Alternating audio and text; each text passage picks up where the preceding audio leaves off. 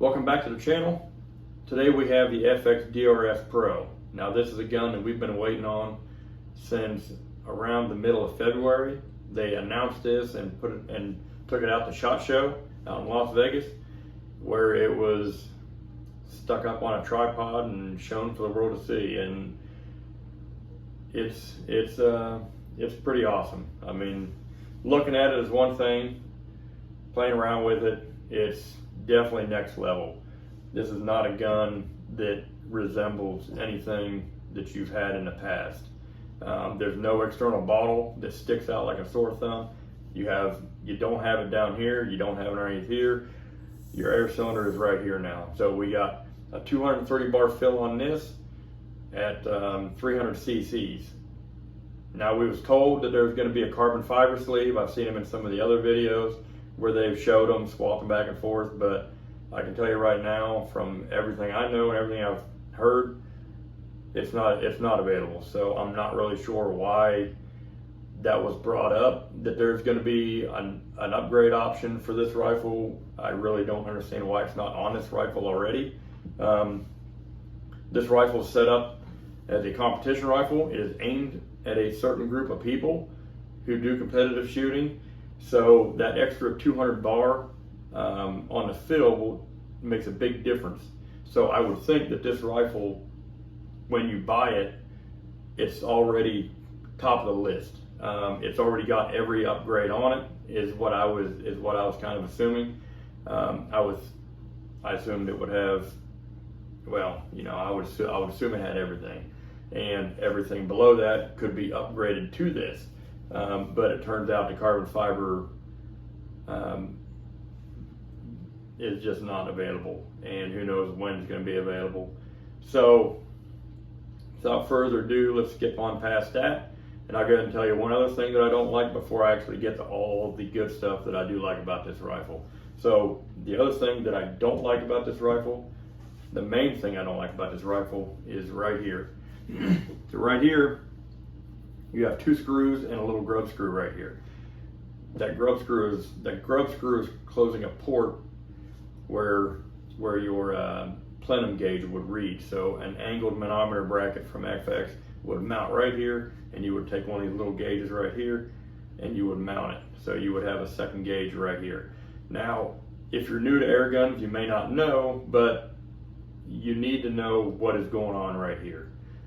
You want to know what your valve's doing. You want to know what the charge is in there. You want to know, in case your groups start moving around, if they're here, if they're slowly dropping off or slowly climbing. Like, you need to make sure that you don't have a valve issue. If you're shooting a competition and you're in the middle of the stage and you start having issues, with your grouping, or your gun starts doing something weird, like having your pressure gauge here for this and having a plenum gauge, having a gauge for your plenum right here, so you know what that charge is that's going to be heading out the barrel, are two of the most crucial things you can have on this rifle, besides for an optic, in my opinion, because that's going to be the fastest way to tell you whether you got something going on. I know on my Panthera, if I look down and I see what that valve's doing, and I look at my other gauge, I know for a fact, that it ain't air related. It could be a shift from something else, but I can tell you that it's probably not air related. I run segment gauges on my Panthera, and I'm going to put some segment gauges on this, and they're fantastic gauges if you haven't used them yet. They have a basic option. They have another one that's pretty advanced, and it will tell you a lot of what is going on with your gun. It'll give your shot count, how much air you've used. Like it's pretty impressive for a small little package that thing is. The amount of stuff it tells you is incredible. Now, let's go ahead and skip past this, because I don't want to harp on this too much, because it kind of irritates me, especially when I think about the price of this rifle, and I think of the people that it's aimed for. Why it's not at least in the case. Even if you don't want one, it should be there. It should be in the case. Some people may not want it sticking.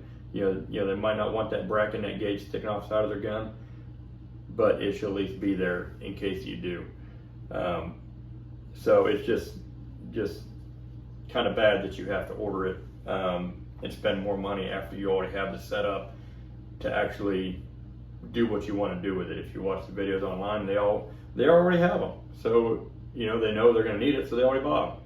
I didn't know I was going to need one because all the videos I've watched already had them. It's kind of comical in my opinion, but whatever. We'll move right on past that. Now, excuse me. This chassis is a MDT ACC Elite chassis, and it's based off of 700 action. They make these all the time. I probably shot with, I'd probably say at least 10 of them today at matches. But this is not a 700 action. I mean, this is not a 700 blueprinted action, which means you can't take this and set it in, in any other model 700 stock, because this one is tweaked for this action.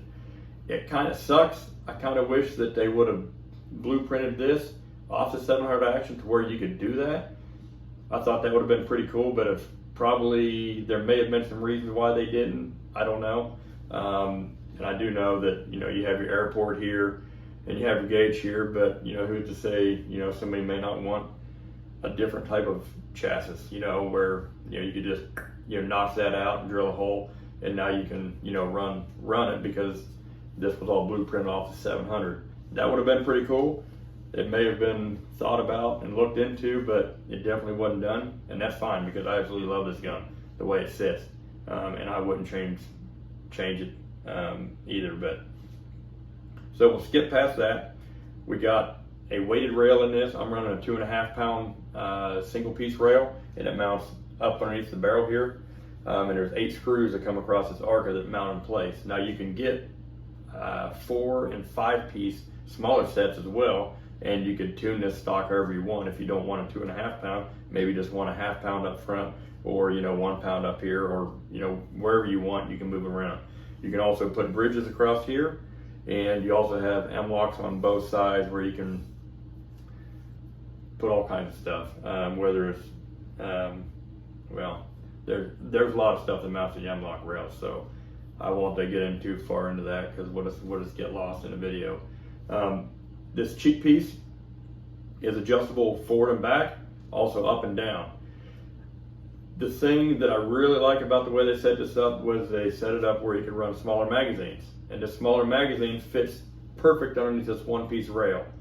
And this one piece rail is a 30-minute rail, so you have a little bit of camp, so you can get some more distance out of your scope.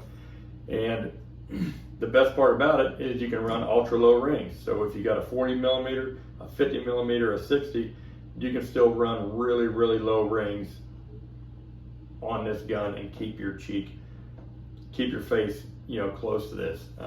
You can get your cheek piece a lot lower than a Panthera. My Panthera, I had to make custom studs here because of the rings I had to use to get the scope to clear the magazine. With my high cheek piece, brought my cheek piece riser too high, so I had to make custom studs to be able to, actually seat my face into it. You want to find a spot when you're shooting these rifles, where you bed, your gun, in certain places, so you can keep it repeatable. If I'm shooting a gun and I'm not able to, bed that cheekbone, bed this cheekbone into that cheek piece, now I got to lift up, now my head can wobble around. And if you don't have your gun parallaxed properly for the distance target you're shooting, you can be all over the place. There's some tests you can do to tighten up, but the biggest thing you can do as a shooter would be to get yourself in a position where you can shoot the gun repeatable every time, the exact same time, or very close to it. Now, this gun does have thumb rest on both sides, and if you haven't shot a gun with a thumb rest, it's pretty awesome. I absolutely love it, and I'm probably going to try and put one on my Panthera or some of the other rifles that I shoot, just because you can actually really relax your hand a little bit more. Yeah. So, anyways, this grip here is also adjustable. Your trigger is adjustable. You can adjust the sensitivity on it, and you can also adjust the shoe as well as you can move it back and forth. So you can really set this action up in this stock to fit you as a shooter, and that's exactly what you want when you're doing this. Now on this little magazine, we are running a 14 round magazine, and that is what comes with this gun. You can take this off and you can put a 2-piece rail on, and you can run a bigger magazine. For me, I would rather have one little magazine or 2 little ones and one big one, especially if that gives me the option to drop that scope down. Now the thing with this gun compared to the Panthera is the Panthera magazines are thicker. They're a little bit wider, and what you get is the ability to run heavier slugs easier. Now, they may not fit in a factory Panthera mags, but there are plenty of options out there where you can run the 40 grainers in a aftermarket magazine that's been 3D printed from a lot of companies that are doing it currently, and they fit perfect, they run perfect. So you have that option. With this, this is a little narrower, and I can tell you that just because they fit in this magazine and you can shake it and they're loose, they ain't shooting without you messing with this magazine. And you may not be able to mess with the magazine at all, depending on how long your slug is. I know with the ones that I've been practicing out of this, I've had to do a little toy into this magazine, and I can actually get them to work, but it's not. It takes a little work, and you just don't have much material to play with. So you got to be careful if you decide to go that route, because you can ruin your magazine or find yourself in a position where you have to, plastic weld the hole back shut and fix it, if you take too much out. And once you start getting into that, there's a possibility, you might just, the possibility you might have sent it out too much on, on the inside where, you just ruined the magazine. And I haven't priced them yet, but they're probably not cheap. I would, just by everything else I know, I would assume it's probably $40. Maybe even more. I don't know. But that's another thing that kind of sucks about this gun is you want to be able to shoot some heavy slugs, and the Panthera had everything dialed in on that as far as the dimension that you needed to be able to run them and be able to run most all of them. Now this gun will still shoot them, and it shoots them great, but you may just want to run 34s, 36s, 33s. Like, there's some fantastic options for slugs out there, and you don't have to hit a 40 grain to do it. There's a lot of ELR slugs coming out. I know Zan's got some coming out. There's some other companies got some coming out. I believe I heard that H&M was coming out with some, but I've yet to see them. And I really haven't been online all that much. I kind of just been doing my own thing, which is why there hadn't been hardly any videos for a while. But I wanted to give you guys a rundown on this gun. I think it's pretty awesome. There's a couple things I dislike, but overall I think it's a fantastic rifle. Right now when I'm shooting 40s, I haven't checked, but I know I ran a full mag. Now that's running pretty slow.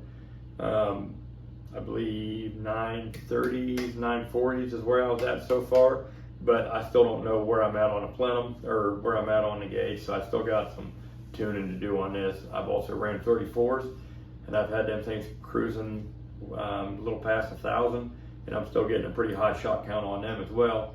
So this thing has got it's got a lot of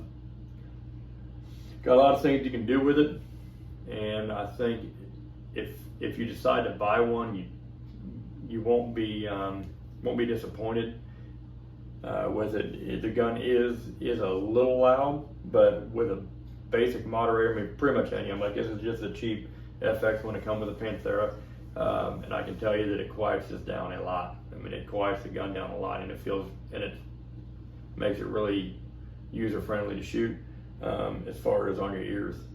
So that being said, I think that's really about it for this video. I really wanted to get a rundown on this baby, let you guys get some eyes on it, do a little more talking about the gun versus just taking it out and shooting it and tuning it.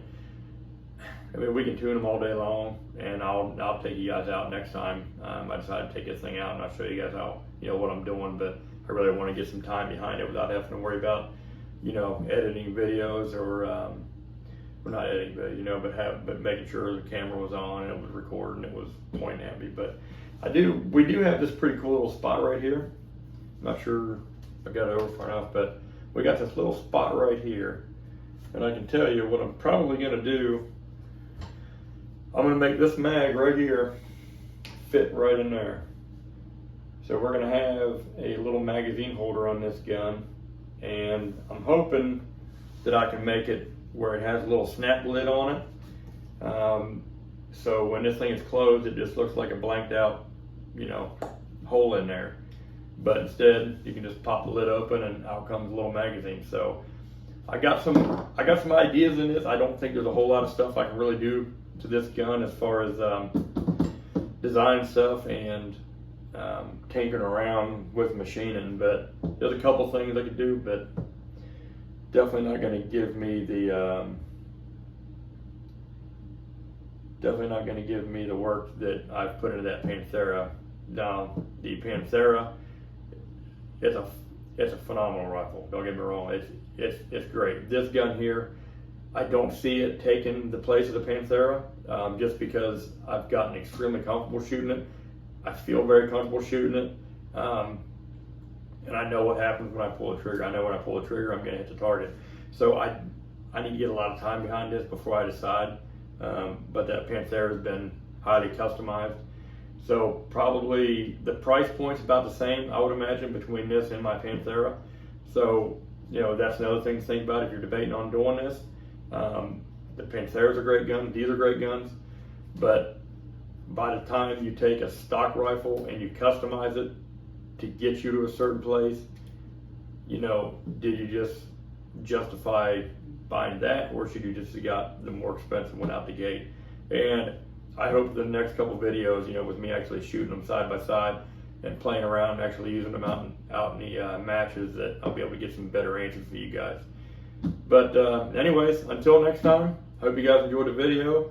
If you do, like and subscribe, and I'll be making some more videos coming up real soon, I promise. Until then, get some time and do some shooting.